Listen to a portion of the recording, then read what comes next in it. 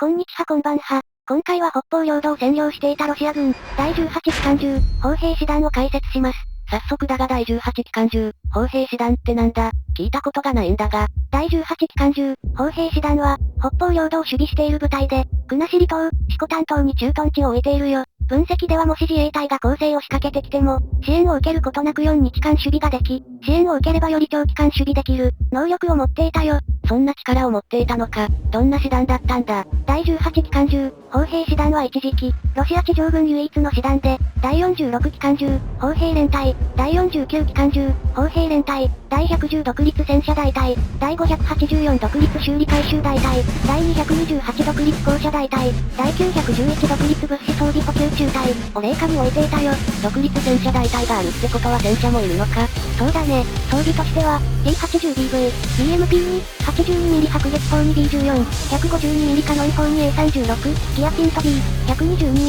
榴弾砲 D30、BM21、グラード、BM30、スメルチ、9A310M1、ブーク M1、S300V4、戦闘車 9A34、ストレラ10、ZSU234、シルカ、ZU232 を装備していたよ。対空装備が充実してる印象があるな。詳しい解説を頼むぜ。T80BV は T80 の改良版で、ソ連時代に精鋭部隊向けに開発された戦車だよ。125mm スベ後方を備えるとともに複合装甲と、爆発反応装甲を備え、攻撃力、防御力ともに高水準にまとまった戦車となるよ。ソ連崩壊後、外貨獲得を目的に、各国へ輸出され特にウクライナでは、改良型がウクライナ軍の主力になっているよ。北方領土の部隊には T72 の後継として、配備が進んでいたよ。そんな高性能戦車が極東の、一地域に配備されてたのか。日本に対する警戒心が見て取れるね。BMP にはソ連で開発された歩兵戦闘車で、BMP1 の後継型だよ。兵士を戦場まで輸送して降車するまでの間に、敵の砲火から防護するだけであった。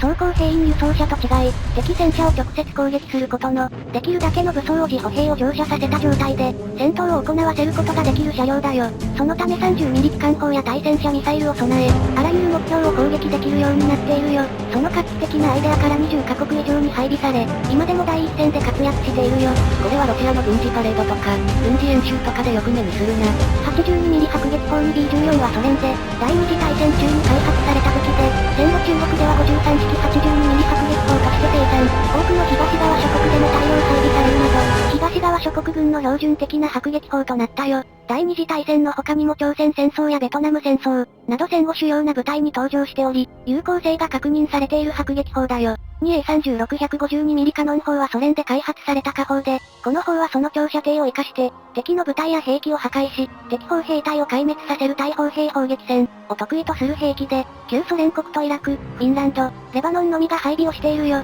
ソ連製兵器にしてはあまり出回らなかったんだな。T30-122mm 榴弾砲はソ連で開発された火砲で、M30-122mm 榴弾砲を更新する目的で、ドイツの火砲を元に設計されたよ。超方針を採用し西側では不可能だった。15キロもの射程距離を得ているよ。60カ国以上に配備されたものの、機動性の劣悪さからロシア本国では、空挺軍を除き旧式兵器と化しているよ。空挺軍では旧式兵器ではないのか。輸送機から空中投下することが可能な、唯一の榴弾砲であるため、空挺軍では普通に使われているよ。BM21、グラートがソ連で開発されたロケット砲で、122mm ロケットを20秒で40発発射できるよ。そんな勢いで発射したら継続的に、攻撃できないんじゃないか。全くその通りで瞬間火力での奇襲を得意とし、防衛にはあまり向いてない車両だよ。ソ連以外にも多数の国で運用され、改良型はソ連以外でも多数開発されているよ。BM30 はソ連で開発されたロケット自走砲で、300mm ロケット弾12連発発射機を備え、12発を38秒で撃ち切る能力を持っているよ。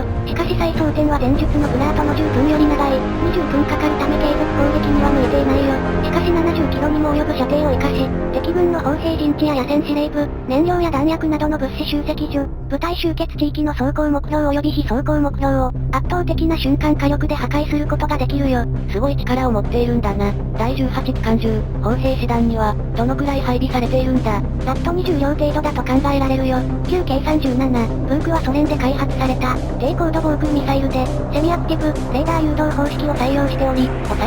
全型の車両よりも、搭載数、射距離、高度、速度、誘導精度、弾頭重量、すべてにおいて強化されているよ。主な迎撃目標としてはジェット機や、巡航ミサイルが挙げられるよ。ロシア地上軍全体では350配備されているよ。S300 はソ連時代に開発された、長距離地対空ミサイルシステムで、航空機や巡航ミサイル迎撃を目的としているよ。そのため弾道ミサイル迎撃には向いてなく、ほぼ不可能なものと見られるよ。射程は400キロで1箇所に配備すれば広範囲が、保護される仕組みとなっているよ。やけに対ミサイル防衛装備が揃ってるな。日本の侵攻だけでなくて米海軍のミサイル攻撃のことも考慮してだろうね。旧 K35 ストレラ銃はソ連で開発された車載式の近距離防空ミサイルシステムで4連装発射機を装備し、予備弾8発を搭載した自走発射機3両に誘導レーダー車、指揮車が各1両で1個小隊が編成されこの小隊が各戦車連隊に配備されることで各連隊の対空力を強化していたよ。これはゲームとかにも出てくるし有名な車両だな。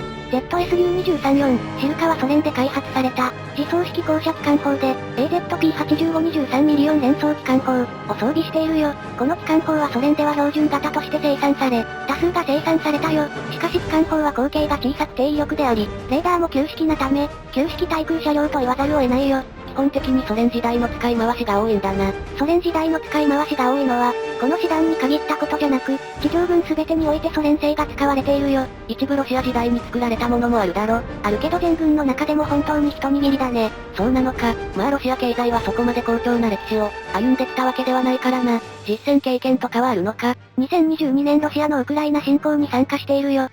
極東の師団じゃないのか。ロシア軍の中でも師団レベルの軍は、本当に少ないから優れた部隊として、送られたんだろうね。ウクライナでは一体どんな実戦を積んだんだ。5月にウクライナ東部攻勢に投入され、ウクライナ国家警備隊と、第81空輸旅団と交戦したよ。結果はどうだったんだ。結果はこの師団のみの戦果はわからないけど、攻勢は失敗、多数の犠牲者が出たよ。今もウクライナにいるのか。そうだね。今は東ウクライナに防衛側として参加しているよ。第18機関銃、砲兵師団にないってことは、北方領土地域は誰が守っているんだ。北方領土に駐屯している具体的な、部隊は謎だけど、カラクトに駐屯している第676別行大隊、第1724対空ミサイル連隊、第553信号大隊、第431防空指揮所、カムチャツカに駐屯している、第520独立沿岸ミサイル砲兵旅団、第53防空師団、が管轄している可能性が高いよ。逆にロシア軍がウクライナに集中しすぎて、他に部隊がそこまでいないため、前述した部隊以外が守備している可能性は、